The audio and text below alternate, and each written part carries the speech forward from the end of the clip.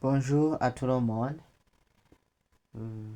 La fois passée, on a vu où on peut écrire le CSS. Mais dans cette vidéo, nous allons découvrir un peu la syntaxe du CSS.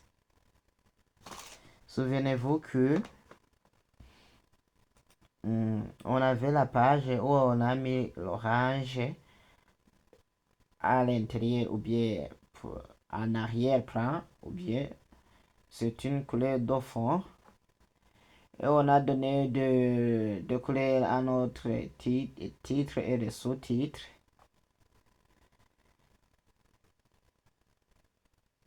Et on a pu utiliser ce bout de code qui se trouve dans style.css et celle qui se trouve dans head et celle qui se trouve directement dans la balise. Et ici alors nous allons découvrir la syntaxe du CSS.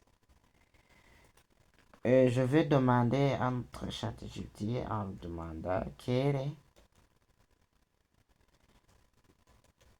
est la syntaxe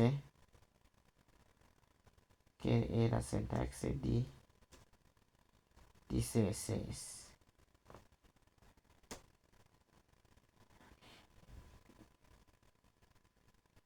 Et voilà alors la syntaxe du CSS. On donne la syntaxe du CSS sur une structure simple. Elle repose sur des règles de style qui ciblent des éléments HTML pour appliquer des styles spécifiques. On donne alors la structure d'une règle CSS. Donc, quand on vous demande de faire la syntaxe de quelque chose, c'est la façon de comment on peut écrire cette chose. Ici, nous avons alors ce qu'on appelle le sélecteur. Donc, ici, dans style, dans le fichier style, ce que j'ai écrit ici, body, c'est le sélecteur. Le sélecteur doit être entouré par des clochers où on peut mettre alors la propriété des points valeurs et une instruction en CSS se termine toujours par un point virgule. N'oubliez pas de mettre un point virgule à la fin de chaque instruction.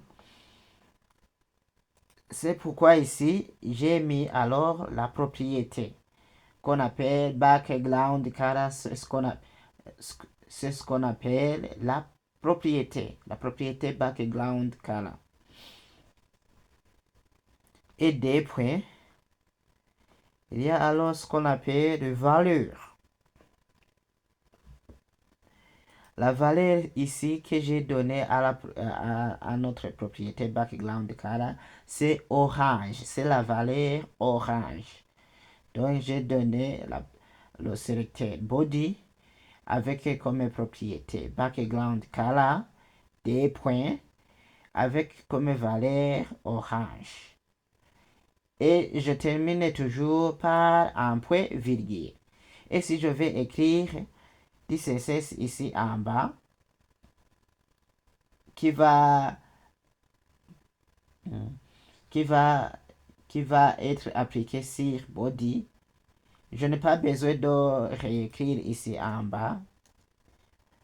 Je n'ai pas besoin de réécrire le body et mettre alors la propriété, de mettre la propriété et de mettre la valeur. Non, ça sera de la tautologie.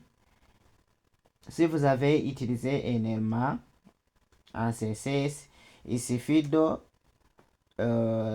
si vous voulez appliquer le CSS à un même élément, il suffit de terminer l'instruction par un point virgule et d'écrire en bas. Même je peux écrire ici deva, ça donne le même résultat. Par exemple, je mets font size font size 5 rem et je fais CTRL S. Nous allons découvrir ce que c'est.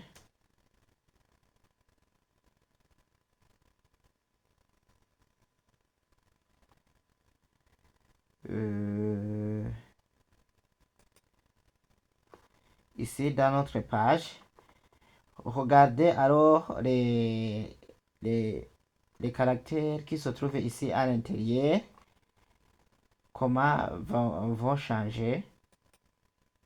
Et voilà, les caractères, tous les caractères sont devenus plus grands que précédemment, puisque j'ai appliqué alors le font size d'ici. J'aurais pu le mettre ici. Et ça, c'est visible, c'est lisible. Si je le mets en bas, on trouve alors le même résultat. Je vais actualiser la page. Oui. Je vais actualiser.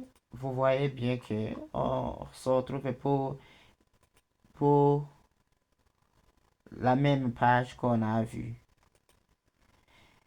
Je vais demander je retourne à là où j'ai demandé alors ce que c'est la syntaxe du CSS. Il y a la partie description sélecteur. Si cible l'élément HTML que l'on veut styliser. Par exemple, tu peux cibler ph.class, utiliser un hashtag ID. Quand vous voulez appliquer le CSS à un élément, il faut savoir cibler votre élément en utilisant un élément qu'on appelle sélecteur. Et nous avons aussi propriété, définir quel aspect de l'élément on veut modifier. Donc nous voulons modifier l'aspect de notre élément commun. Par exemple, je vais le mettre en couleur font size, c'est ce que j'ai utilisé. Les valeurs spécifient le style à appliquer. Par exemple, tu peux mettre une couleur en red, rouge, ou bien 20 pixels, ou bien 5 rm, comme je l'ai fait. Je l'ai fait.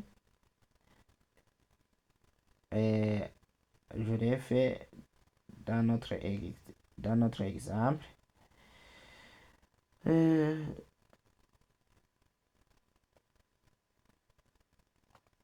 Et voilà alors, nous venons de découvrir la syntaxe du CSS.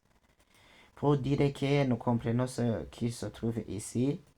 Même chose qu'ici, là où on a écrit ici. Ici, car là, c'est la propriété. Ici, c'est la valeur qui se termine toujours par un point virgule. Même chose qu'ici, on a sélectionné la propriété et la valeur qui se termine par un point virgule. Et si vous utilisez toujours, je tiens à signaler que si vous utilisez le fichier style.css, n'oubliez pas de connecter, de lier votre page HTML avec votre page CSS en utilisant la balise qui se trouve dans head, qui est une balise autofermante ou bien une balise orpheline qu'on appelle link, qui a comme l'attribut rel qui signifie relation style style sheet, et je l'ai lié puisque page 1.html et style.css se trouvent aux mêmes racines du projet.